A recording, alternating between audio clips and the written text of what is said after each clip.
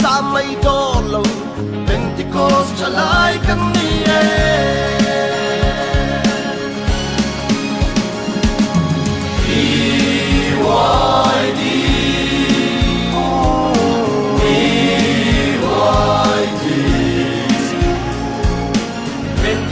subscribe cho kênh Ghiền Mì Gõ